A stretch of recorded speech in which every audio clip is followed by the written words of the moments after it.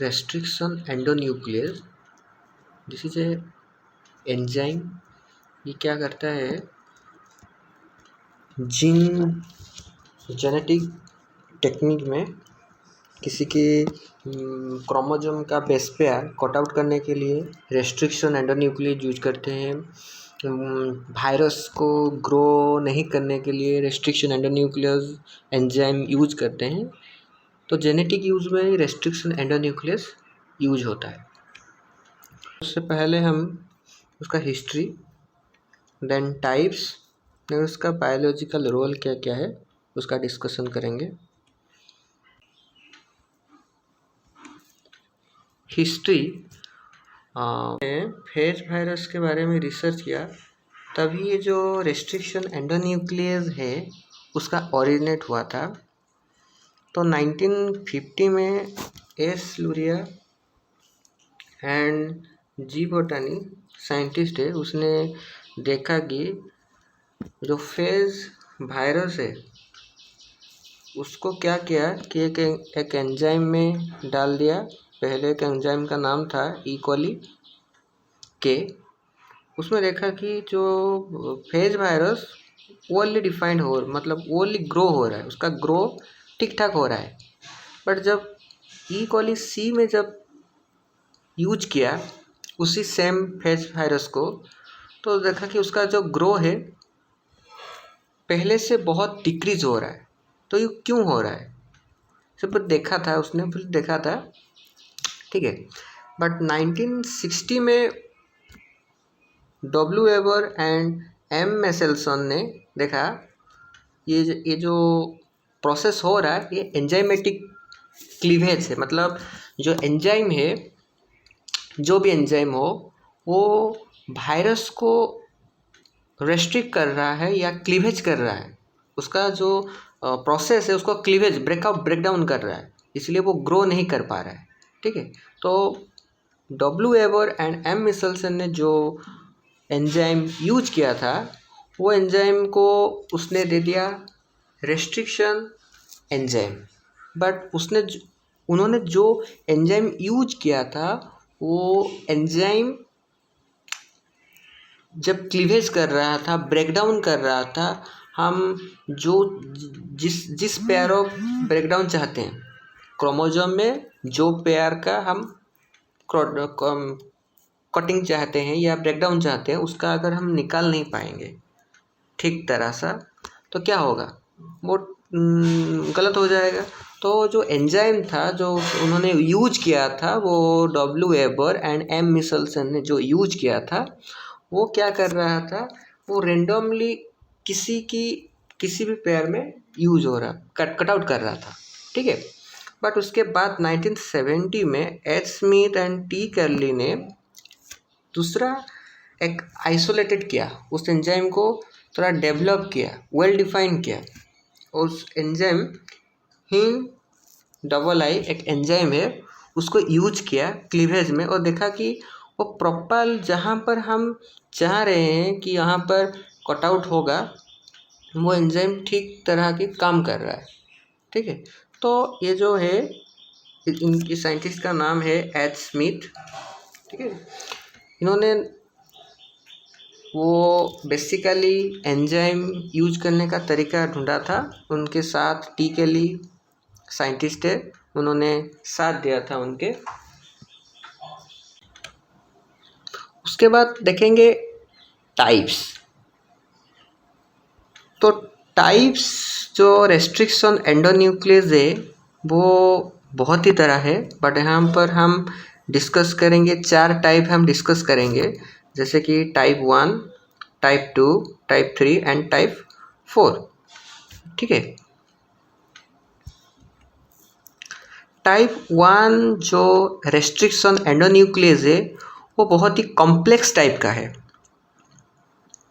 उसका स्ट्रक्चर बहुत ही complex type का है, और उसको वेल डिफाइंड रिकॉग्नाइजेशन नहीं है. मतलब जब कैटेगराइज किया गया restriction, different type of restriction endonuclease को, तो टाइप 1 में जो एंजाइम रखा गया वो उसका स्ट्रक्चर में बहुत कॉम्प्लेक्सिटी है, और क्या है, वो रेंडमली कहीं भी जाकर रिकॉग्नाइज साइट में कट आउट कर रहे हैं, ठीक है। और उसके फंक्शन के लिए mostly ATP and MG plus जो आयन है वो यूज कर रहे हैं, ठीक है। और क्या, एंड जैसे कि कहाँ पर कटआउट को वो कटआउट कहाँ पर कर रहे हैं, जैसे कि 1000 base pair away from the recognization site, वहाँ पर जहाँ पर हम चाहते हैं वहाँ से 1000 बेस पेयर के बाद वो रिकॉग्नाइज कर रहा है, वह कटआउट कर रहा है। तो बहुत ही डिफ़िकल्ट हुआ उसका। तो पहले उसका स्ट्रक्चर बहुत कॉम्प्लेक्स था, बट इस और रिकॉग्नाइजेशन साइट से वो अप्रोक्सीमेटली 1000 बेस पेयर के बाद वो क्या कर रहा है, क्लीवेज कर रहा है, वह कटआउट कर रहा है, ठीक है। और दूसरा डिमेरिट क्या था, डिमेरिट ये था कि वो जो क्लीवेज कर रहा है एक ही वन साइड के डीएनए का डबल हेलिक्स होता है ना, डबल हेलिक्स डीएनए में जो डबल हेलिक्स डीएनए होता है, डबल हेलिक्स जो डीएनए होता है वो वन ही साइड्स का जो स्ट्रेन होता है वो उसको कट आउट कर रहा है, दूसरे साइड को नहीं कर पा रहा है। और उसमें एग्जाम्पल दिया गया ई कॉली के एंड ई कॉली बी। टाइप 2 में ये बहुत ही इम्पोर्टेंट है, कुछ एंजाइमेटिक एग्जाम्पल दिया गया है, इन I PBU double I and eco ECORI restriction endonuclease है, बहुत ही इम्पोर्टेंट है क्योंकि ये इस टाइप में जो भी रेस्ट्रिक्शन एंडोन्यूक्लियस रखा गया था वो जीन क्लोनिंग बारे रिकॉम्बिनेंट डीएनए टेक्नोलॉजी जो यूज होता है जीन में, उसमें यूज किया गया। ये टाइप 2 के सारे जितने भी रेस्ट्रिक्शन एंडोन्यूक्लियस है वो सारे यूज किया गया है, ठीक है। और बहुत स्टेबल होता है, बट उसका जो क्लीवेज होता है कुछ डिफरेंट टाइप का क्लीवेज होता है। वो पहले वाले में क्या हुआ, पहले वाले में जो रेस्ट्रिक्शन एंडोन्यूक्लियस थे वो एक ही साइड क्रोमोसोम के एक ही साइड के डीएनए के एक ही साइड स्ट्रैंड के वो क्लीवेज कर रहे थे। यहाँ क्या कर रहा है, रेस्ट्रिक्शन एंडोन्यूक्लियस बोथ साइड का क्लीवेज कर रहा है, बट जो क्लीवेज का जो उसका प्रोसेस है वो पैलिंड्रोमिक टाइप का सीक्वेंस है। मतलब जो पहले क्या करेगा, पहले कुछ बेस पेयर वो कट आउट करेगा, फिर दूसरे कुछ बेस पेयर कट आउट करेगा, फिर अल्टरनेटिव स्ट्रैंड का बेस पेयर कुछ कट आउट करेगा, फिर सेकेंड बेस पेयर का कुछ वो बेस पेयर कट आउट करेगा, ठीक है। और उसके वो फंक्शन के लिए वो क्या कर रहा था, एटीपी उसको ज़रूरत नहीं थी, बट उसको ज़रूरत क्या था कि Mg2+ आयन का सिर्फ ज़रूरत था, ठीक है।